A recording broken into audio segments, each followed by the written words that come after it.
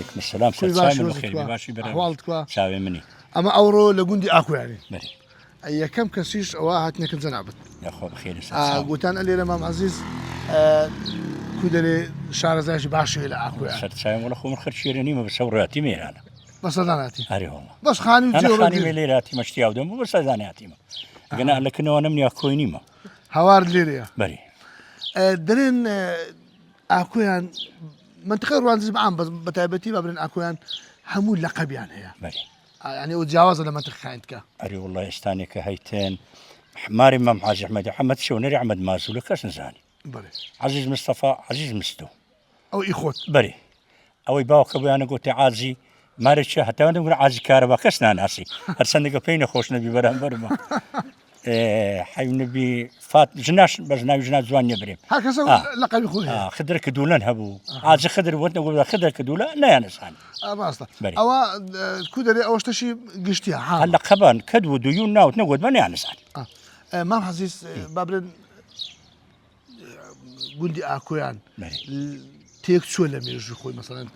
تعريب كده. ساڵی 1970 پێنج دەستکۆی شۆڕشی ئەلوول چوونە ئیرانی بلي نیوەن چوو نیوە لێرە ماینەوە بەس حکومەت تێکی نەدا حکومەت پاشێن جات ئەرزاقی لەسەر تەوزیعکردن و بەس لە ساڵی 1970 لە 25 سەوتاندی أو قندي سلطان ئەو گوندەی سەوتان خەلکەکە هەموو هەرات لە بۆ دۆلی ئاکۆیان لای بێتواتە ئەو جیانە ئەوی چۆ ئیرانی ئەوی لەوێ ماوە أو بابرن كستي للمة ترعي کەس نەما ئەبەت أما شد بيردك وتد إيرا أو زي أملينا ئەوە قمرق بوا ئەوە گومرجی حکومەتی بوو إيرا 25 شۆفەر لە شۆفەری عسکەری هات ئەلێرە لێدا ڕایقەنات استا إشكال روجانة بس خريشي وڵی ئەمن تەقاعودن بلي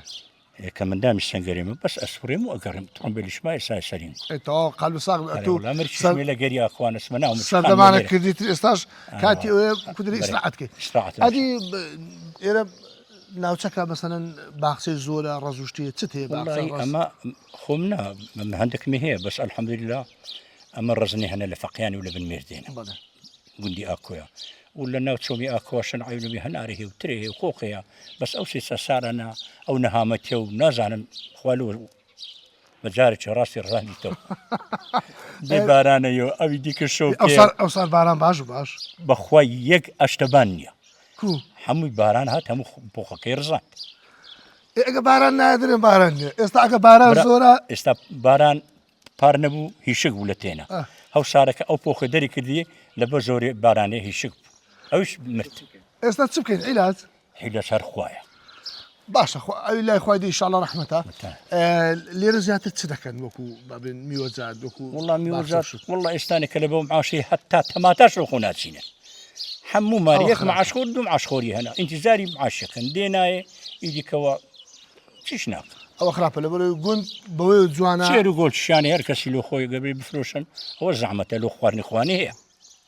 لێرە مام حەزیز کەس هەیە مەشکەی بژینیتن و بەخوای مەشکۆتی زاران نییە مەشکەی ئاسنی هەیە لە عاردێ ژینن ماری مام حەسەنی لێ ساب عەویانە لەوانەیە هیان بی والله ئەگە پێم وام کردی نەخمام ئەسەنی بزانم قەت لەوانێ مەشی ئاسنیان هەیە دوو بەرداغە دۆشمان ناداتێ بەس ئێستا مەشکە نەمایە ناوە ئەت بەخۆ سایتی بوو ئەت بەخۆ تەقاعود بووی هەموو شتەکەت ئاسان کرد بەرێ باران نەبوو ڕەز نەبوو دۆ نەبوو ئێستا لەوەی بەقوڕێت ئێستا هەموو مارە دۆی هەیە سێریانی هەنا ئەوە الحەمدوللا ئەمە سێری هەنا قەلبتان ساغ بی هەر ئاوادان بی ئینشاءالله گوندەکەتان کودرێ سیما و مەنزەرێکی جوانی زۆر باشە و دەگێکە چاکنە الحەمدوللا تقریبا 100 قسوور مارەوە مام عەزیز ئێرە زیاتر چ عەشیرەتەکە